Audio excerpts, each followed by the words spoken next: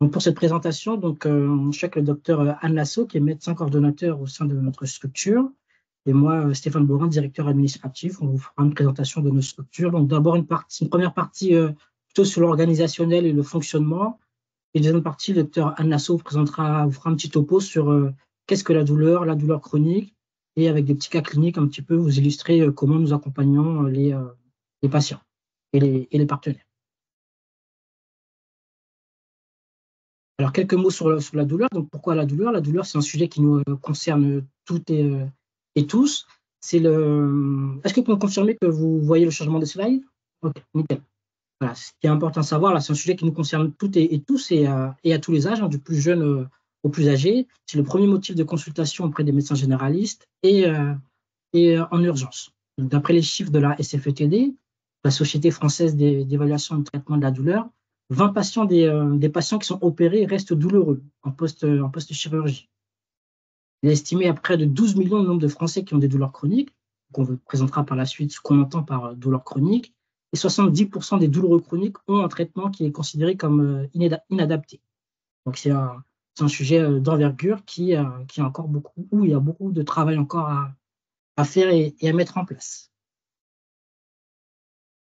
En termes d'enjeux sociétal, hein, la question de la douleur aussi a des impacts sur l'aspect psychologique et les tentatives de suicide, les conséquences aussi économiques et sociales. Hein, c'est au niveau médico-économique, donc c'est un sujet qui entraîne beaucoup de consultations, près de 10 consultations par an auprès des médecins généralistes et 4 chez les spécialistes, et qui génère aussi également énormément d'arrêts de travail, hein, près de 4 mois en moyenne chez les douleurs chroniques. Et on n'a pas forcément de données pour les étudiants et plus jeunes, mais qui génère aussi énormément d'absentéisme pour les enfants et donc des risques de précarisation et autres. Donc, en quelques mots, qui nous sommes, donc le réseau Lutter contre la douleur, nous sommes une association loi 1901 reconnue d'utilité publique. Notre structure est financée par l'ARS Île-de-France depuis une vingtaine d'années. Nous intervenons sur toute la région Île-de-France. Donc, historiquement, le réseau était très parisien, donc il menait peu d'actions en région, et depuis quelques années, on fait en sorte de se développer sur les différents départements hors parisiens pour pouvoir justement proposer nos accompagnements et développer notre réseau de partenaires. Donc, en termes de mission et objectifs, hein, nous intervenons sur trois niveaux.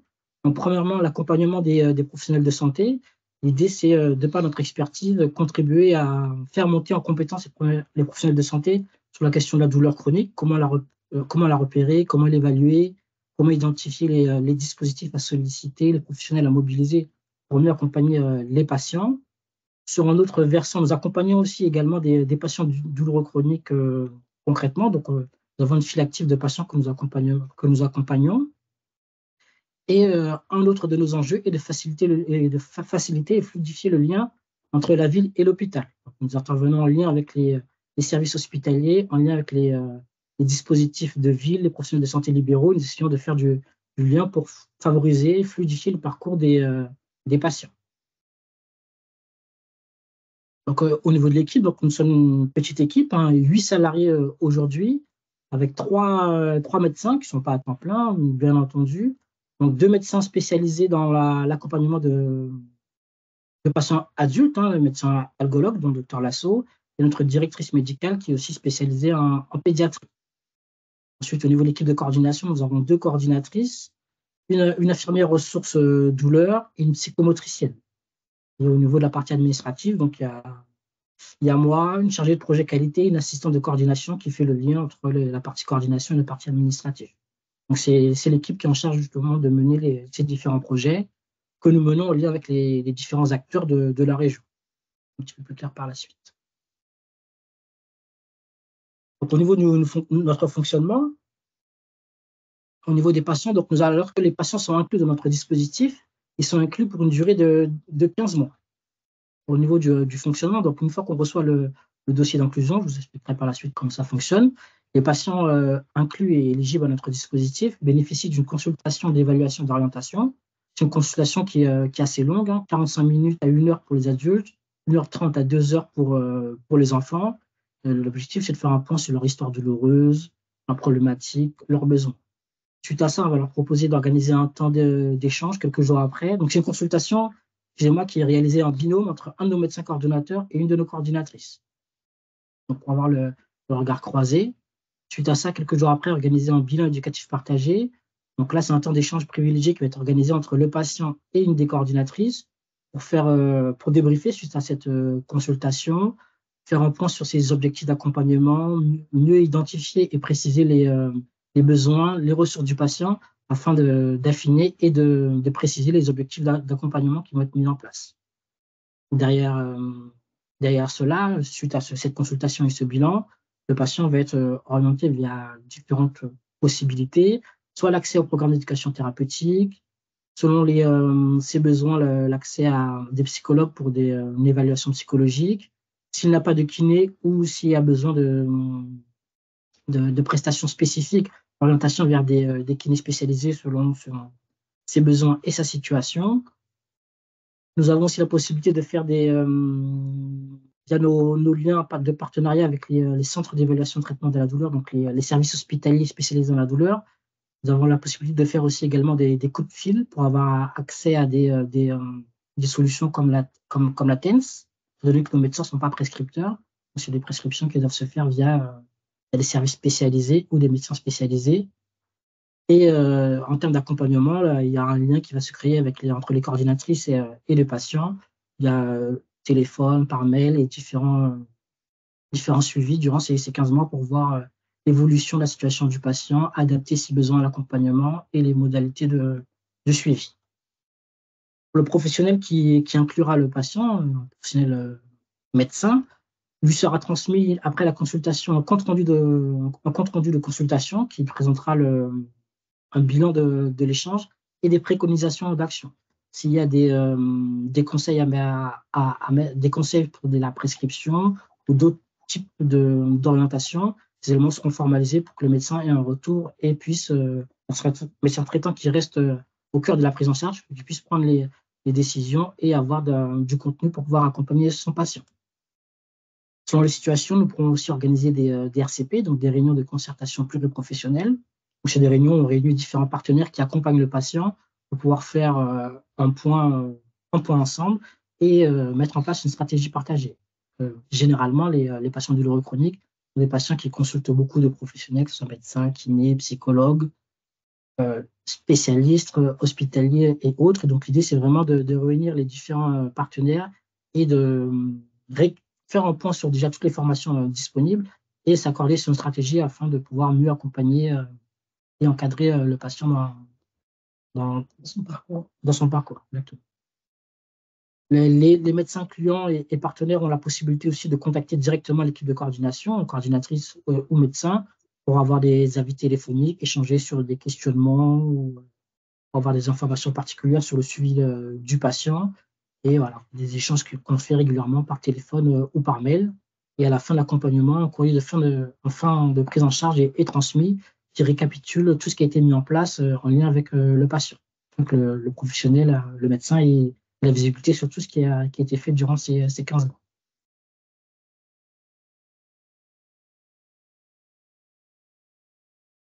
Quelques mots sur le profil de nos patients. Comme je le disais en introduction, c'est un sujet qui concerne tout le monde. Donc, nous accompagnons des enfants et des adultes et des personnes âgées. En termes de phénotype, nous avons principalement des femmes qui sont accompagnées. En termes de pathologie, donc c'est beaucoup de migraines céphalées, de fibromyalgiques, ça peut être des pathologies lombaires, gynécologiques, de l'arthrose. Nous avons aussi également des patients en post-Covid et toute situation douloureuse vécue par le patient. Et avec un accompagnement qui se déploie sur toute la région Île-de-France. Donc, au niveau des modalités d'inclusion, donc au niveau des critères d'inclusion, donc les patients que nous pouvons accompagner doivent résider dans l'Île-de-France, souffrir de douleurs de plus de 3 mois, c'est la définition de la douleur chronique d'après l'HAS. Et il est nécessaire aussi, dans l'idéal, que les patients soient disponibles et soient dans une dynamique d'engagement vers un accompagnement, parce que l'accompagnement qui sera proposé va avoir pour cible de renforcer leur capacité d'autonomie. Donc, l'idée, c'est vraiment d'avoir des patients qui sont là dans une dynamique, dans une démarche qui soient motivés, en fait, pour pouvoir trouver et mettre en place des solutions et qui est aussi au niveau cognitif sont en mesure justement d'entendre les messages et de les appliquer. Notre dossier d'inclusion est disponible sur notre site internet. Il est renseigné par le patient et le médecin, donc chacun a des zones à renseigner pour qu'on ait le plus d'informations possible. Il est nécessaire de nous transmettre soit par mail, soit par courrier, donc les informations sont disponibles sur le site internet. Une fois qu'on reçoit le dossier d'inclusion, donc les délais de retour sont assez rapides. On prend contact avec le patient pour demander si nécessaire des pièces complémentaires. Et une consultation peut être planifiée sous 15 jours. La consultation pourra s'organiser en visio ou présentiel selon les besoins et la situation du patient.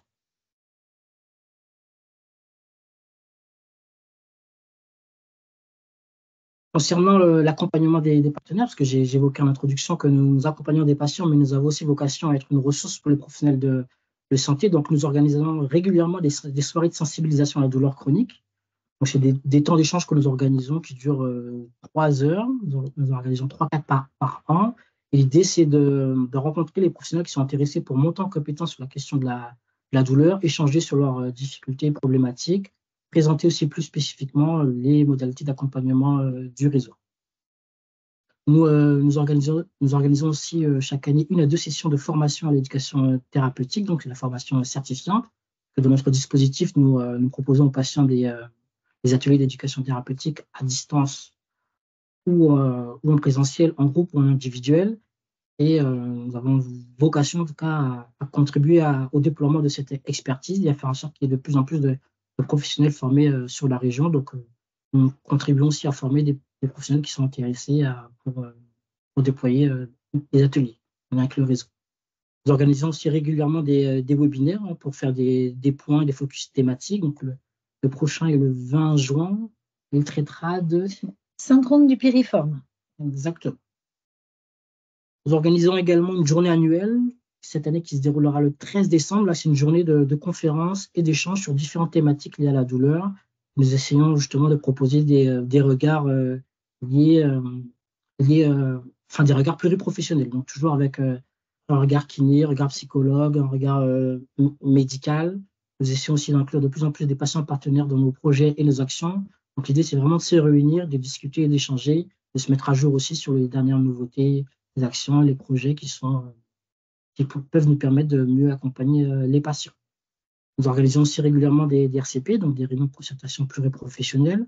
Elles s'organisent soit en visio, soit en présentiel, soit le midi, soit le soir. On alterne pour faire en sorte de pouvoir convenir au plus de professionnels possible. Dans ces temps d'échange, donc les partenaires ou autres professionnels de santé de la région peuvent venir présenter une situation clinique complexe selon eux et bénéficier du regard collectif pour pouvoir avancer dans leur situation et pourquoi, et si besoin, générer une inclusion dans le réseau. Nous avons aussi une newsletter trimestrielle qui fait un point sur les différentes actions et projets proposés par le réseau, les différentes actualités sur le domaine de la douleur chronique aussi également, avec des articles aussi rédigés par des professionnels, partenaires ou non, pour pouvoir faire des focus thématiques sur différents sujets. Nous accompagnons de plus en plus également des partenaires, des structures MSP, CPTS, lorsqu'ils ont des projets liés à la douleur chronique, des services hospitaliers aussi nous sollicitent, donc lorsqu'ils ont des projets liés à l'éducation thérapeutique ou des questionnements liés à la douleur chronique, on peut intervenir aussi pour pouvoir les soutenir dans leurs réflexions, les orienter ou intervenir en tant que ressources également. Pour nos partenaires, nous organisons également régulièrement des groupes de travail thématiques, faire un point sur les différents outils, modes de fonctionnement, modalités de partage, afin justement de faire le point et de capitaliser sur l'intelligence collective. Et plus largement, l'équipe, que ce soit administrative, coordinatrice ou médicale, est disponible pour rencontrer les différents acteurs de la région, pour organiser des sensibilisations en présentiel ou en visio, faire du conseil plus spécifique ou aider à l'orientation de patients.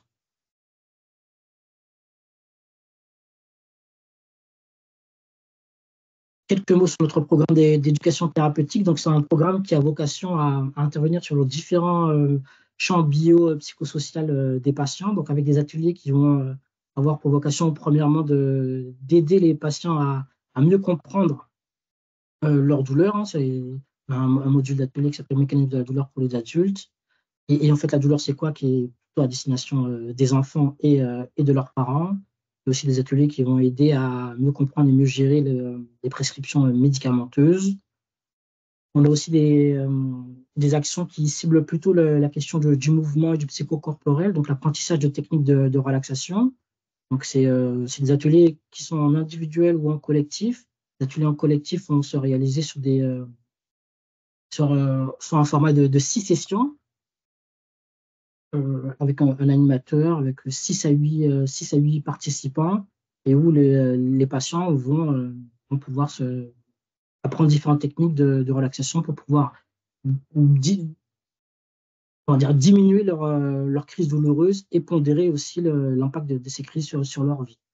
Il y a aussi également des ateliers qui sont plus axés sur tout ce qui est remise en mouvement, vu qu'on a kinésiophobie aussi, donc avec différents niveaux d'action en fonction des besoins des patients et de leur situation, des actions et des ateliers un petit peu plus axés sur le social, où on va travailler sur comment réussir à parler de sa douleur, que ce soit au niveau professionnel, au niveau de ses proches, ou bien avec des professionnels de santé médicaux.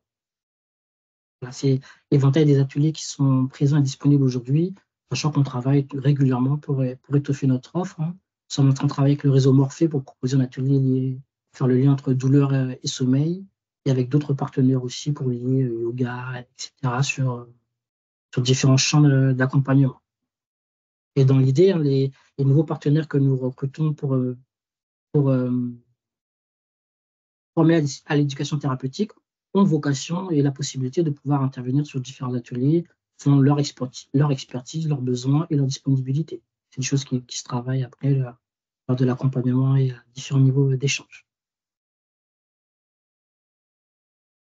Laisser la parole à Dr Anne Lasso qui va vous faire un petit point sur la douleur. Bonjour à tous et toutes. Donc, on va commencer par quelque chose de, je dirais, très classique, la définition de la douleur selon l'Association internationale d'études de la douleur. Cette définition peut sembler un peu obscure, mais je vais essayer de mieux vous l'expliquer. Donc, la douleur est une expérience sensorielle et émotionnelle désagréable associée à ou ressemblant à celle associée à des dommages tissulaires réels ou potentiels. Une fois qu'on a dit tout ça, on a du mal à comprendre, mais en fait, la douleur, en bref, c'est quand ça fait mal.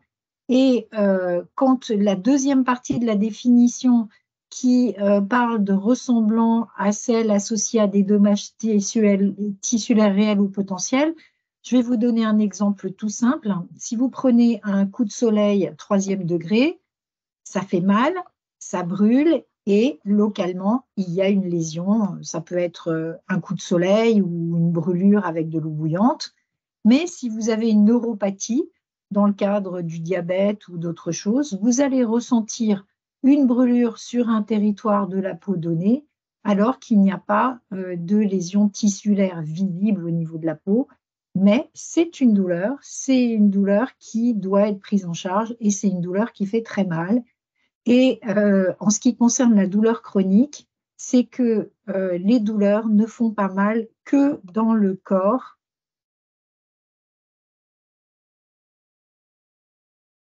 Car nous sommes des humains en entier. Nous avons un corps matériel, nous avons un cerveau matériel, mais il y a toutes sortes de connexions et de mécanismes qui sont faits pour envoyer les informations douleur, mais aussi contrôler la douleur et aussi qui vont engendrer, on va voir, différentes relations à cette sensation sensorielle et émotionnelle. Diapositive. Alors, on parle facilement de la douleur aiguë. Ça nous parle à tous. Hein, quand je me donne un grand coup de marteau sur le doigt, j'ai une douleur immédiate, violente et forte. Si je suis un petit enfant et que je me cogne le front en tombant ou en heurtant une porte, j'ai tout de suite le message douloureux. Si je suis un petit garçon qui a mangé trop de confiserie et que j'ai une crise de mal au ventre, ben, je sais pourquoi j'ai mal au ventre. Et si, faisant une randonnée en montagne avec des chaussures pas adaptées, je me fais une entorse de cheville, eh bien, j'ai tout de suite la sensation corporelle et je sais pourquoi. Par ailleurs, la douleur chronique, elle peut revêtir toutes sortes de manifestations. Ça peut être des maux de tête récidivants récurrents, que ce soit migraine ou céphalée. Ça peut être la lombalgie, et on sait que 50% des Français disent avoir eu une douleur lombaire dans les 6 mois précédents, mais ce n'est pas forcément une douleur chronique. Par ailleurs, à la suite d'une chirurgie ou dans toutes sortes de circonstances, on peut avoir des douleurs à type de décharge électrique qui sont répétées et chroniques. Et enfin, avec l'âge, peuvent apparaître des douleurs articulaires chroniques, comme dans le cas de l'arthrose de hanche. Alors, la douleur aiguë, comme je vous disais, elle peut sembler simple à évaluer, elle est ponctuelle, c'est un signal d'alarme utile et protecteur. On peut tout de suite se référer à quoi quelle est la cause qui vient de la produire. Le mécanisme est assez simple, hein, le coup, le choc, un trouble digestif, et ainsi de suite. Et les traitements, eh bien, ils sont aisés et on les connaît assez bien en général. Cette douleur aiguë, entre guillemets, on peut dire qu'elle est utile, pas forcément, mais en tout cas, elle va être apprise et l'enfant, l'adulte va se rappeler de ne pas refaire ce qui a déclenché la douleur. Hein, le coup de marteau, on va faire attention la fois suivante, et ainsi de suite. Et on va s'adapter pour éviter cette douleur aiguë. On ne va pas volontairement, sauf pour des raisons troubles, violemment se donner un coup de marteau sur le doigt. La douleur chronique, c'est autre chose. C'est une douleur qui dure. Alors, on dit traditionnellement plus de 3 mois. Alors, on dit pas utile, mais elle signe quand même quelque chose. Même si elle est tout à fait nuisible pour la personne, elle peut avoir des facteurs divers, musculaires, articulaires et autres. Elle est souvent complexe parce que c'est toute une association de facteurs. Et puis, souvent, elle répond mal au traitement.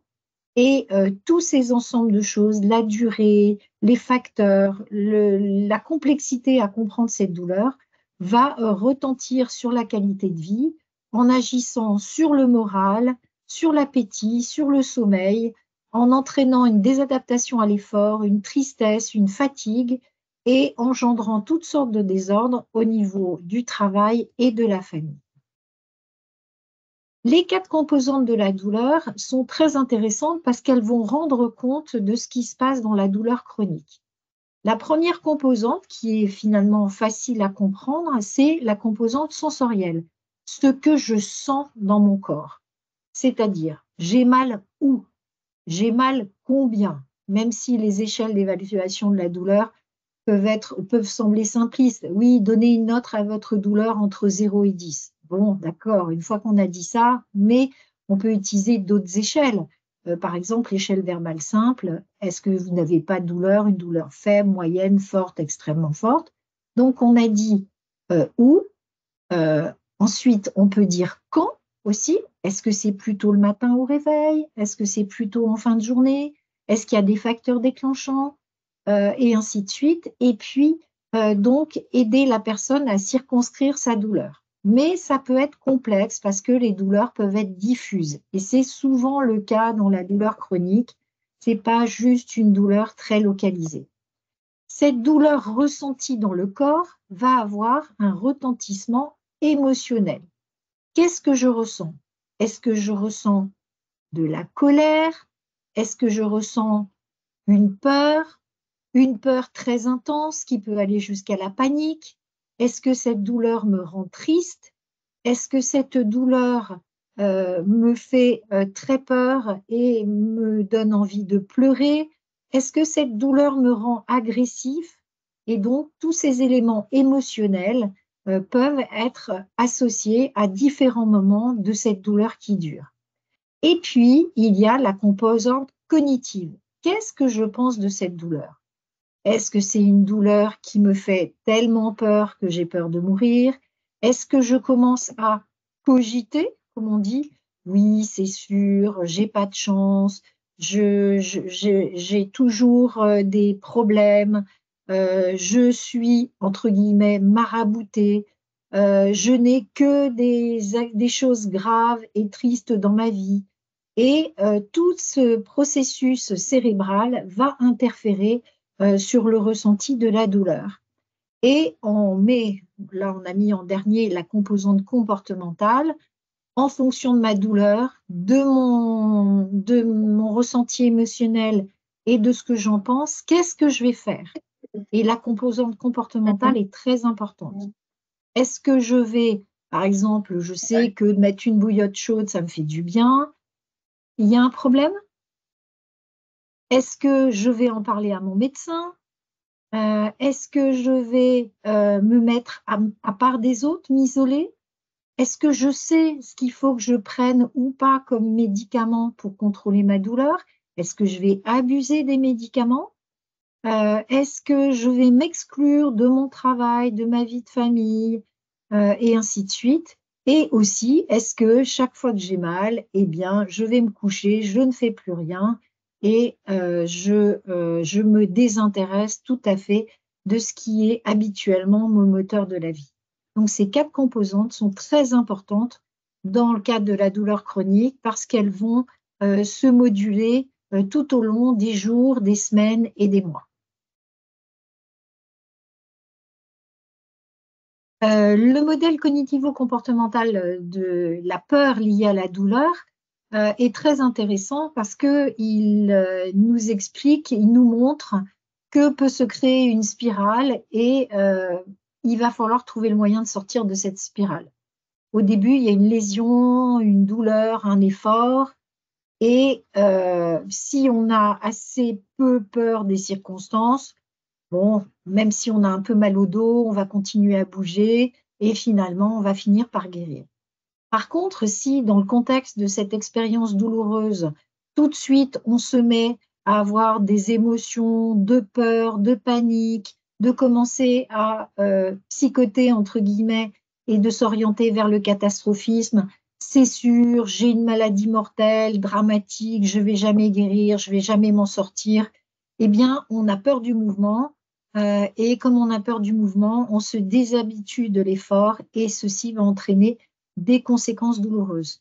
On peut être dans l'hypervigilance, l'échappement, éviter toute activité physique qui finalement va amener à l'abandon d'activités physiques qui sont des activités de bonne santé, être dans l'incapacité d'avoir ces activités physiques de bonne santé et générer une dépression qui va renforcer cette spirale infernale, qui va renforcer la douleur et l'expérience douloureuse.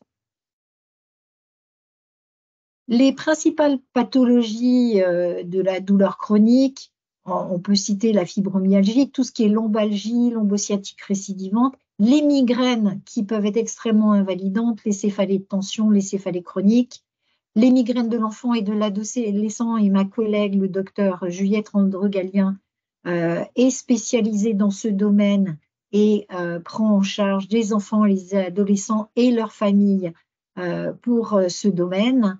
Tout ce qui est arthralgie avec maladies rhumato et des maladies conséquentes de certains médicaments aussi.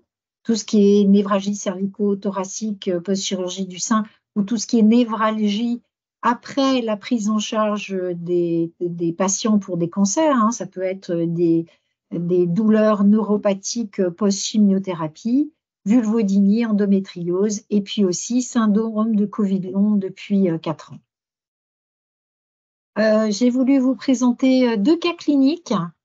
Alors, la première, on commence par une patiente qui a 29 ans, des douleurs des coudes et des avant-bras depuis plusieurs années. Et du fait de ces douleurs, elle travaille à mi-temps thérapeutique. Les buts de cette patiente, c'était de mieux vivre avec ses douleurs pour qu'elle quitte le centre de sa vie. Parce qu'en fait, ces douleurs qui pouvaient se rapporter à des troubles musculo-squelettiques avaient complètement envahi sa qualité de vie. Elle a été incluse en novembre 2022. Elle a eu sa première consultation, la fameuse consultation d'évaluation et d'orientation, le 3 janvier 2023. On a proposé à son médecin traitant de modifier l'antidépresseur pour choisir une molécule qui agirait mieux sur la mémorisation de la douleur. Elle a eu une évaluation psychologique et 5 séances de soutien. Elle a été prise en charge aussi par un psychiatre. Elle a suivi l'éducation thérapeutique mécanisme de la douleur. Elle a suivi l'éducation thérapeutique. On lui a proposé aussi apprentissage de la relaxation. Et elle a été suivie. On lui a proposé un suivi régulier par mail et par téléphone. Cette patiente a suivi les propositions et a participé aux ateliers avec constance. Elle a utilisé la relaxation par elle-même en courte séance parce que les séances qui lui avaient été proposées, elle avait du mal à les insérer dans ses activités quotidiennes. Donc, elle a plutôt visé des séances courtes. En juin 2023, lors des échanges et du suivi, elle a rapporté une diminution de ses douleurs et puis une reprise du sport. Elle avait repris le cardio, le yoga. Elle a repris aussi une activité professionnelle à 90% et avec un bon climat professionnel, puisque son employeur lui laissait la possibilité d'avoir une demi-journée de congé un peu à la demande en fonction de ses besoins. En septembre 2023, elle a repris son activité professionnelle à 100%. Et on arrivait le 8 février 2024.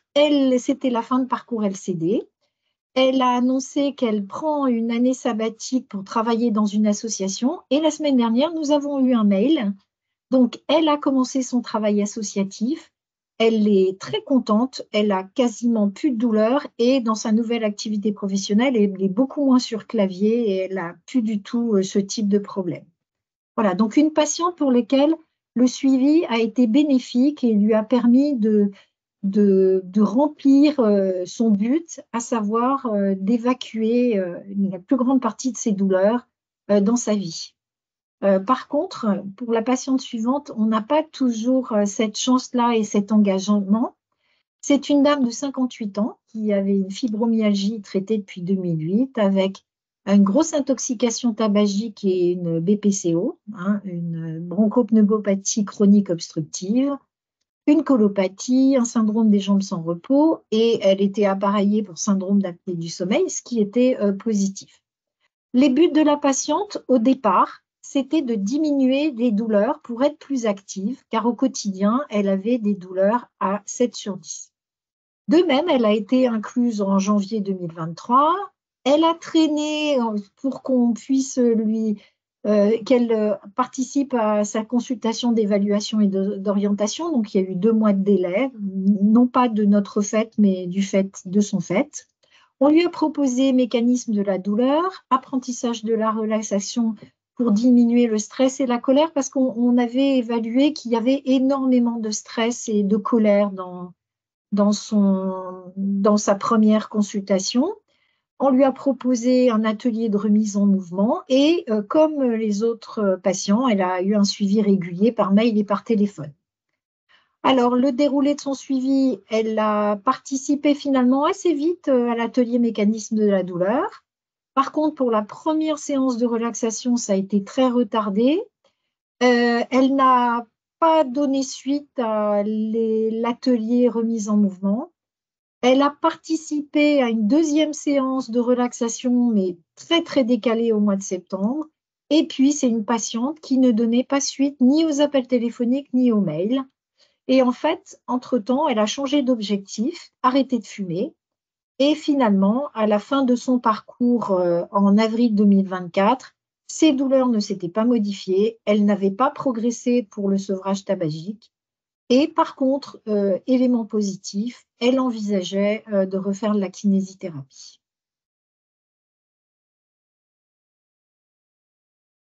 Pour conclure, après tous ces éléments, quelques mots ce qui a retenu en tout cas de notre structure, c'est que nous sommes une équipe qui est disponible et accessible, avec des professionnels experts de la prise en charge des patients douloureux chroniques, donc disponibles par mail et par téléphone ou par rendez-vous. On se déplace aussi dans les différents départements pour rencontrer les équipes ou bien participer à des événements. Donc, du moment, ça s'organise en amont. Nous intervenons en lien avec un réseau de partenaires qui est formé à la douleur chronique et à l'éducation thérapeutique pour l'animation des différents ateliers et qui sont localisés dans toute la région.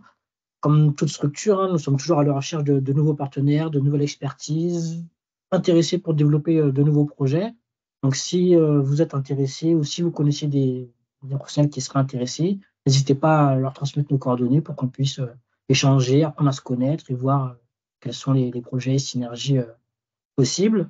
Et dans l'accompagnement des patients, comme l'évoquait Anne, nos principes et nos enjeux, c'est vraiment proposer de la proximité autant que possible. C'est pas évident lorsque vu la taille de la région et surtout un accompagnement personnalisé. Donc, nous avons vraiment vocation à nous adapter au rythme et à la temporalité des patients. Un objectif et une priorité à un instant T peut évoluer au bout de 6 mois, peut évoluer au bout de 3 mois. Pour les jeunes, enfin pour les enfants ou les adolescents, il y a les problématiques à l'école aussi, il y a les débuts de carrière, le changement de travail, il peut y avoir une grossesse, il peut y avoir une hospitalisation, il peut y avoir d'autres envies. Donc à ce niveau-là, nous sommes aussi assez ouverts et en tout cas à l'écoute des patients pour pouvoir leur proposer notre accompagnement, mais dans leur temporalité également. Si tu as un petit mot à rajouter sur le principe. Je dirais que oui, je suis tout à fait d'accord avec toi, Stéphane. Notre mot d'ordre, c'est vraiment accompagner les praticiens et les personnels soignants qui sont autour des patients, aussi d'accompagner les patients. On a de bonnes capacités d'adaptation pour leur proposer des ateliers, mais en visio, en présentiel. Il y a le côté accompagnement qui est très important pour les patients parce que moi qui suis un ancien médecin de la douleur, j'ai pris ma retraite le 1er juillet 2023 après m'être occupée pendant 24 ans d'une consultation douleur. On donne vraiment cet accompagnement où on peut rappeler les patients, mais vraiment de façon hebdomadaire ou faire le point avec eux après un atelier, faire le point avec eux s'ils n'ont pas pu se rendre à un atelier, qu'est-ce qui s'est passé, les soutenir et nous, les médecins, revenir aussi vers le praticien qui a en charge ce patient parce qu'il peut y avoir des moments où ils se sentent désemparés parce que il et nous faisons des propositions et le patient adhère ou n'adhère pas. Et il peut y avoir des discussions entre nous ou en RCP ou à plusieurs praticiens pour voir réajuster la stratégie et reproposer des nouvelles données pour mieux accompagner et le personnel de santé et le patient qui, comme disait Stéphane, peut avoir toutes sortes d'événements dans sa vie qui vont interférer avec son inclusion et son accompagnement, parce que c'est vraiment un accompagnement à LCD. Voilà. Dernier petit mot aussi avant de vraiment conclure. Un des éléments aussi qui est important dans notre accompagnement, c'est la question de l'écoute et de l'écoute de la plainte des patients. Les patients douloureux chroniques, généralement, sont des patients qui consultent beaucoup de types de professionnels, testent énormément de choses et sont souvent désemparés, déçus du système de santé, déçus de l'accompagnement, parce qu'ils trouvent qu'ils ne sont pas forcément ou assez écoutés et parce qu'aussi ils n'arrivent pas à trouver justement de solutions pour pouvoir être soulagés. Donc nous, un de nos premiers outils pour pouvoir créer une alliance thérapeutique avec eux, c'est vraiment de leur proposer, vraiment de les écouter, d'accueillir et de prendre en compte leur histoire, leur vécu, leurs plaintes douloureuses, leurs problématiques pour pouvoir justement après essayer leur souffrance. Exactement, pour pouvoir justement après leur proposer des solutions qui soient adaptées autant que possible. Après, on n'est pas magicien, on ne promet pas qu'on va guérir de la douleur chronique, mais en tout cas de faire un accompagnement et un travail qui va permettre de pouvoir mieux vivre avec sa douleur autant que possible. Et voilà, vraiment pour conclure, donc en termes de disponibilité, nos coordonnées, l'adresse mail secrétariat, l'adresse mail générique, numéro de téléphone, donc la structure est ouverte du lundi au vendredi de 9h à 17h30. Notre site internet aussi où il y a énormément de documents, de ressources aussi audio pour pouvoir avoir du contenu. Nous avons aussi une page LinkedIn et une page YouTube aussi qui permet de diffuser les différents webinaires et captations qu'on organise avec nos partenaires. Donc, ça permet de pouvoir rattraper un petit peu les différents événements qu'on a organisés et de suivre nos différentes actualités. Donc, si vous avez des questions, n'hésitez pas à nous solliciter via un de ces canaux. Et ce sera tout pour nous aujourd'hui. Donc, s'il y a des questions, on peut en prendre. Merci beaucoup pour cette présentation qui était très complète et claire, en tout cas pour moi qui suis novice sur la douleur. C'était vraiment très appréciable votre exposé. J'ai Madame Chevalier qui a une première question. Bonjour Madame. Bonjour. Oui, je voulais savoir sur quel constat s'est créé votre association, enfin votre réseau. Est-ce que c'était qu'il n'y a pas assez de consultations antidouleurs? Enfin voilà, sur quel constat? L'origine, ce n'est pas le manque de consultation douleur, c'est le déficit d'accompagnement qui se trouvait en fait après l'accompagnement en centre antidouleur. Donc, il y a la question des délais aussi pour pouvoir avoir une consultation. Et lorsque l'accompagnement en service hospitalier était fini à l'époque, il y a vu le maillage territorial et la complexité du travail en ville. L'idée, les professionnels de l'époque ont estimé qu'il fallait créer plus de liens entre les services hospitaliers et les professionnels de santé libéraux pour pouvoir avoir cette plateforme, en fait, cet espace en fait de décompensation entre guillemets. En fait, il ne faut pas laisser les patients en fait isolés dans leur douleur et l'accompagnement est fini. Allez voir votre médecin traitant et c'est fini. L'idée, c'est vraiment d'avoir une structure qui va faire le lien entre les la ville et l'hôpital. Exactement. Et surtout le patient. Et les médecins traitants qui peuvent se retrouver démunis en sachant qu'ils peuvent avoir besoin d'évaluer des traitements et puis le patient, il a rendez-vous que dans 6 mois et il se pose des questions sur les effets secondaires, sur le retour à l'emploi, les difficultés inhérentes à un patient, parce qu'il y avait aussi pas mal de patients de cancéro au départ, de suivi après prise en charge en cancérologie, et donc ça, c'était un élément important. Un des autres points aussi, c'était l'idée de diminuer aussi l'isolement des professionnels, c'est d'avoir des lieux, des espaces d'échange et de partage pour que les professionnels spécialisés puissent pouvoir travailler ensemble et que les personnes qui avaient des besoins sur le sujet puissent pouvoir contacter directement un endroit qui puisse les orienter si besoin. Okay. J'avais une deuxième question. Voilà, si ce n'est pas trop technique pour tout le monde, moi ça m'intéresse, mais je suis infirmière, c'était pour agir sur la mémorisation, choisir le bon antidépresseur pour agir sur la mémorisation de la douleur. C'est quoi ça? Alors, on sait qu'il y a certaines familles d'antidépresseurs qui vont agir sur la mémorisation de la douleur et aussi, alors, par exemple, l'anafranil ou le laroxyl, qui sont des médicaments traitements de fond pour renforcer le contrôle de la douleur et surtout diminuer la mémorisation.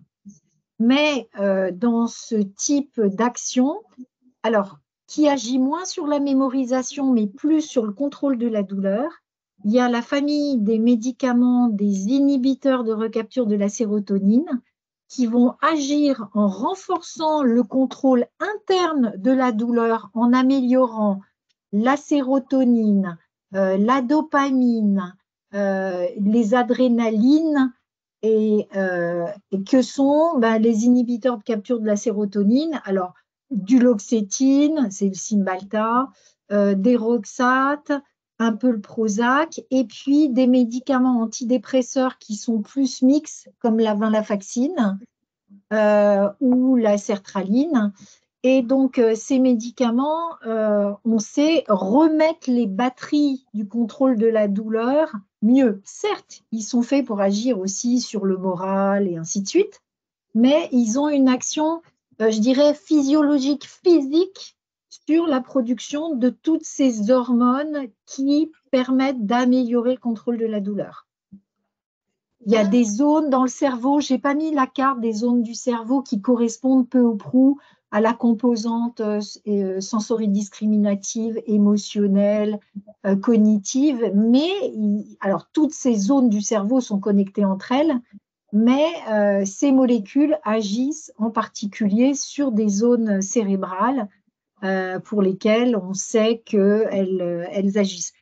De même, mais je n'ai pas pu le mettre, l'acupuncture renforce aussi le contrôle de la douleur. Mais ça, c'est un autre sujet. C'est un webinaire qu'on a fait récemment. D'accord. Quand vous voulez dire mémorisation, vous voulez dire contrôle. C'est-à-dire notre cerveau est plus à même d'apaiser de repousser. D'accord. Merci. Notre question? Oui, nous avons Madame Chal. Oui, bonjour, je suis infirmière à la MDPH et j'ai eu il n'y a pas très longtemps un monsieur au téléphone qui souffre de céphalée avec aura. Et dans le discours qu'il a pu avoir, donc il souffre depuis 2016 à peu près, j'avais le sentiment qu'effectivement, il était très, très seul autour de sa douleur, au point de ne pas connaître de centre spécialisé autour des douleurs, notamment des céphalées. Du coup, est-ce que je peux l'orienter vers vous? Mais absolument. Voilà, donc c'est 01 43 41 14 00, c'est la ligne pour tout un chacun.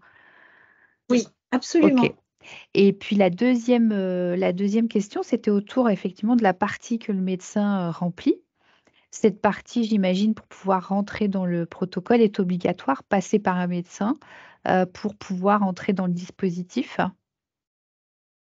Alors, un médecin qui s'occupe du patient, mais d'où, de toute façon, on a besoin d'avoir un médecin traitant référent. Référent, d'accord. Parce qu'au même titre, dans ma consultation douleur dans le passé, on a absolument besoin que le médecin référent du patient soit directement au courant de tout ce qui se passe. Parce que c'est lui qui va être le chef d'orchestre, ou en tout cas, c'est vers lui que va se retourner le patient au quotidien. Non, il ne va pas aller voir son médecin traitant tous les jours, mais c'est lui qui va être, je dirais, le chef d'orchestre de réception de nos messages.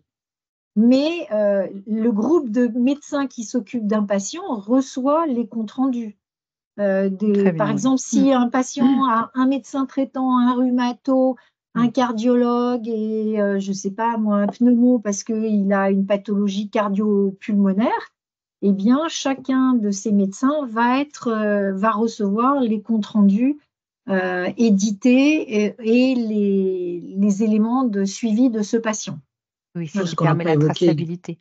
Exactement. Chose qu'on n'a pas évoqué également, c'est que tout l'accompagnement est financé par l'ARS, donc c'est transparent pour le patient. Donc, que le patient il est inclus, c'est le réseau qui va financer les différents ateliers, recours au kiné, psychologue, dans le cadre de notre accompagnement. En tout cas, je vous remercie pour votre exposé vraiment très, très clair et qui, du coup, donne de l'espoir pour les personnes en situation de douleur chronique. Merci beaucoup. Merci. On continue avec les questions. Delphine, je ne sais pas si c'était celle du chat ou si tu en avais une plus. Alors, il y avait pour celle du chat et une pour nous. D'accord. Je vais commencer par celle du chat. Donc, il y a une première question, c'est où êtes-vous basé? Nos locaux sont dans le 13e arrondissement de Paris. Près du métro Olympiade. Mais les consultations d'évaluation et d'orientation peuvent être en vidéo et elles peuvent être en présentiel. Elles peuvent être soit sur place dans nos locaux, mais nous avons aussi un box à l'hôpital Saint-Antoine, donc qui est au métro Reuilly-Diderot au Fédère-Chaligny. Et ça, c'est une fois par mois. Voilà. Merci. La deuxième question, c'est acceptez-vous les patients sans droit ouvert? Sans droit ouvert. Je suppose les droits à la CPAM, à mon avis. Non, on n'a pas de filtre à ce niveau-là. On va même pas forcément recueillir le numéro de sécurité sociale et autres. C'est l'identité du patient, c'est ses éléments médicaux, Son adresse. Voilà, son adresse et le fait qu'il ait un médecin qui soit un interlocuteur derrière. Mais on va pas aller sur cette question-là. D'accord. Et ensuite, faites-vous des ateliers avec d'autres structures? Pas encore, c'est en cours de travail. Donc, on a un atelier par exemple, je l'évoquais tout à l'heure, on a un atelier qui est en train d'être travaillé avec le réseau Morphée, qui est spécialisé dans les troubles du sommeil. Les troubles du sommeil. On a un atelier qui a été travaillé avec une association de patients, l'association francophone Vaincre la douleur. On a des ateliers qui sont co-animés aussi avec des patients partenaires, mais on est ouvert à des partenariats, c'est des choses qui se créent. Enfin, on a beaucoup de liens avec l'hôpital Saint-Antoine et Trousseau aussi, donc il y a des échanges et des orientations parallèles et autres. Mais ce qui n'existe pas encore peut se construire.